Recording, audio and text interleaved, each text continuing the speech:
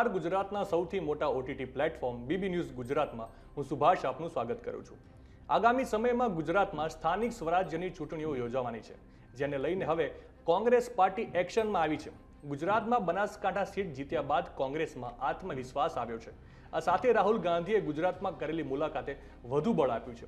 તેથી હવે આગામી ચૂંટણીઓને લઈને કોંગ્રેસ અત્યારથી જ તૈયારીઓ શરૂ કરી દીધી છે, જે અંતર્ગત ગુજરાત કોંગ્રેસ સંગઠન પ્રભારી મુકુલ વાસનિક આજથી 3 દિવસના ગુજરાત પ્રવાસે આવી રહ્યા છે। આ દરમિયાન તેઓ કચ્છ, મોરબી, સુરેન્દ્રનગર અને અમદાવાદ જિલ્લાની કોંગ્રેસ કારોબારી બેઠકમાં વિશેષ ઉપસ્થિતિ રહી માર્ગદર્શન આપશે। પ્રભારી મુકુલ વાસનિક આજે પાલનપુર જશે અને અહીં બનાસકાંઠા લોકસભા ગેનીબેનની જીત બદલ અભિવાદન સમારોહ યોજાવાનો છે।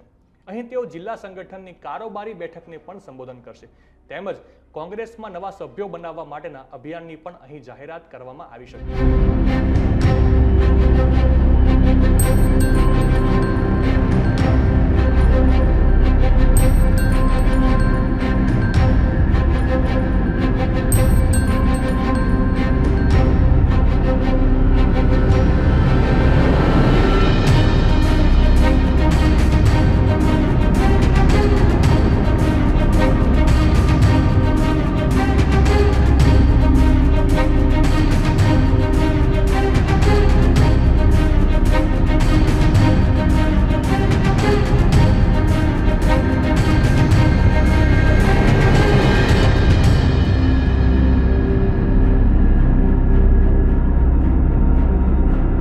વાસનિક ગાંધીધામમાં કચ્છ જિલ્લા કોંગ્રેસ સમિતિની કારોબારી બેઠકમાં હાજરી આપશે અને જે બાદ સાંજે મોરબી જિલ્લા કોંગ્રેસ જિલ્લા સમિતિની કારોબારી બેઠકમાં હાજરી આપશે।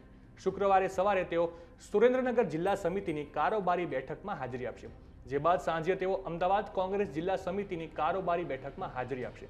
આ દરમિયાન પથ્થરમારાની ઘટના કોંગ્રેસના જે કાર્યકર્તાઓની પોલીસે ધરપકડ કરી છે, તેમના પરિવાર સાથે સ્થાનિક નેતાઓના સંપર્કમાં રહેશે।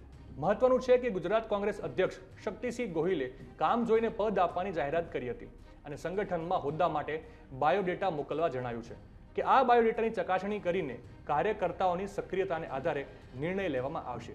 ત્યારે કોંગ્રેસ અત્યારથી જ પોતાના તમામ જિલ્લાના હોદ્દેદારો અને કાર્યકરોની કામગીરીનો સર્વે શરૂ કર્યા છે। નવા સમાચાર, નવી અપડેટ સાથે ફરી મળીશું, ત્યાં સુધી મને રજા આપશો। નમસ્કાર।